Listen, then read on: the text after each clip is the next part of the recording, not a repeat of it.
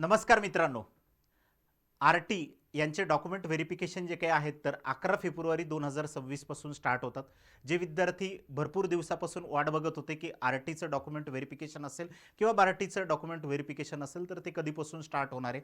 तर आर-टीचे जे काही डॉक्युमेंट व्हेरिफिकेशन आहे तर ते 11 फेब्रुवारी 2026 पासून स्टार्ट होते. बार-टीचं सुद्धा जे काही आहे तर लवकरच या ठिकाणी जे काही डॉक्युमेंट व्हेरिफिकेशन स्टार्ट होईल. ज्या विद्यार्थ्यांनी आर-टीसाठी जे विद्यार्थी पात्र आहेत या योजनेसाठी तर त्या विद्यार्थ्यांनी त्या संस्थेमध्ये जाऊन म्हणजे तुम्ही ज्या संस्थेला प्रेफरन्स दिलेला असेल तर तुम्ही त्या संस्थेमध्ये जाऊन जे काही तर तुम्हाला डॉक्युमेंट व्हेरिफिकेशन करायचे. ज्या विद्यार्थ्यांनी सारथी लर्निंग सेंटर किंवा सारथी एज्युकेशन छत्रपती संभाजीनगर या संस्थेला प्रेफरन्स दिलेला आहे त्यांनी छत्रपती संभाजीनगर या ठिकाणी येऊन जे काही तर तुम्हाला डॉक्युमेंट व्हेरिफिकेशन करायचं आहे. तर आपल्याला आपल्यासोबत कोणकोणते डॉक्युमेंट असणं आवश्यक आहे तर ते यामध्ये आपण इथे बघणार आहे. तर बघा आता जे काही आपण डॉक्युमेंट घेऊन येणार आहे ते दोन प्रतमध्ये इथे घेऊन यायचे म्हणजे दोन फाईल तुम्हाला जे काय तर डॉक्युमेंट व्हेरिफिकेशनसाठी घेऊन यायचे आहेत.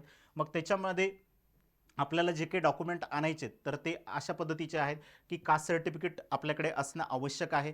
त्याचबरोबर आपल्याकडे कास्ट व्हॅलिडिटी सर्टिफिकेटसुद्धा आपल्याला लागणार आहे. जर समजा तुमच्याकडे असेल तरच या ठिकाणी कास्ट व्हॅलिडिटी सर्टिफिकेट आणायचं आहे. जर नसेल तर त्या ठिकाणी काही प्रॉब्लेम नाही, ते काही कंपल्सरी नाही आहे या ठिकाणी. जर असेल तर ते आपल्याला लागणार आहे. त्याच्यानंतर डोमेसाईल सर्टिफिकेट म्हणजे महाराष्ट्राचा रहिवासी आहे याचं एक प्रमाणपत्र आपल्याकडे असणं आवश्यक आहे. त्याच्यानंतर इन्कम सर्टिफिकेट उत्पन्नाचा जो काही आहे तर तो दाखला लागणार आहे. एका वर्षाचा 2025-26 या वर्षाचं जे काही तर आपल्याला उत्पन्नाचा दाखला असणं आवश्यक आहे. जर तुमच्याकडे 3 वर्षाचा उत्पन्नाचा दाखला असेल तर खूप चांगलं, ओके, म्हणजे तोही चालेल. आणि 2025-26 या वर्षाचा सुद्धा उत्पन्नाचा दाखला जो काही आहे तर तो सुद्धा या ठिकाणी इथं चालणार आहे. त्याच्याचबरोबर आधार कार्ड आपल्याला या ठिकाणी आपल्यासोबत असणं आवश्यक आहे.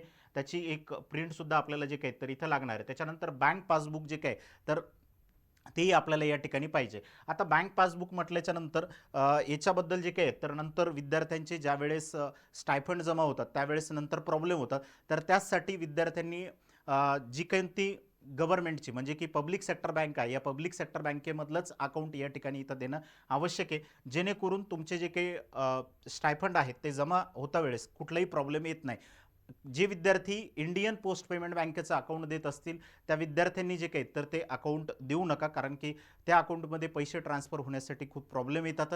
नंतर मग परत तुम्हाला अकाउंट बदलून द्यावं लागते. मग या प्रोसेसला जे काही तर 2-3 महिने साधारणतः जातात. मग तुमचे जे काही स्टायफंड आहेत तर ते सुद्धा उशिरा यायला लागतात.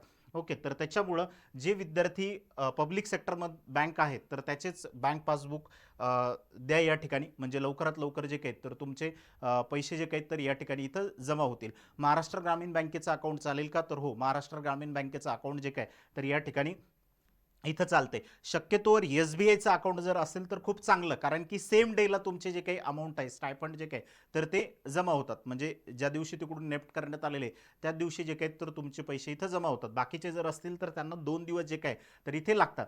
त्याच्यानंतर सी-ई-टीचं स्कोअर कार्ड आपल्याकडे असणं आवश्यक आहे. जे आपण सी-ई-टी दिलेली तर तिचं स्कोअर कार्ड तुमच्याकडे आलेलं आहे तर ते स्कोअर कार्ड आपल्याला असणं आवश्यक आहे. त्याच्यानंतर ट्रेनिंग इन्स्टिट्यूटला जो कोणी आपला प्रेफरन्स दिलेला होता, जी कोणती तुमची संस्था असेल त्या संस्थेला तुम्ही प्रेफरन्स दिलेला असेल त्याची माहिती तुम्हाला मेलवरती जे काय तर तिथं देण्यात आलेली आहे. तर ती मेलवरची रिसिप्ट जे काय तर तुम्ही डाउनलोड करा आणि ती सुद्धा या ठिकाणी इथं तुम्हाला जोडायची. 2 पासपोर्ट साईज जे काय तर फोटो या ठिकाणी तुम्हाला इथे लागणार आहे. त्याच्यानंतर जे आपलं एज्युकेशन असेल तर या सगळे एज्युकेशनचे डॉक्युमेंट आपल्याला इथे लागणार आहेत.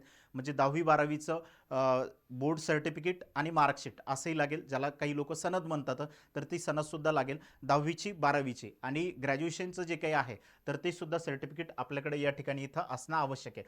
त्यानंतर दुबार योजनेचा लाभ आपण घेत नाही याचं प्रमाणपत्र तुमच्याकडे जर नसेल तर तुम्ही संस्थेमध्ये, ज्या संस्थेमध्ये डॉक्युमेंट व्हेरिफिकेशनला जाणार आहे त्या संस्थेमध्ये ते प्रमाणपत्र जे काही तर तुम्हाला तिथं दिलेच आहे. म्हणजे काही विद्यार्थी असे आहेत की मागच्या वर्षी त्यांनी बार्टीमध्ये जे काही आहे तर लाभ घेतलेला आहे आणि आता आर-टीमध्ये जे काही तर लाभ घेतात. अशा पद्धतीचं जर कोणी जर असेल तर त्यासाठीचं हे प्रमाणपत्र या ठिकाणी इथं देण्यात आलेलं आहे की आम्ही अशा पद्धतीने या ठिकाणी जे काही तर डबल या योजनेचा लाभ या ठिकाणी इथं घेत नाहीये म्हणून. आणि जी काही आपली शैक्षणिक पात्रता इथं सांगण्यात आलेली त्या पद्धतीनुसार जे काही तर आपल्याला इथे डॉक्युमेंट लागणार आहे.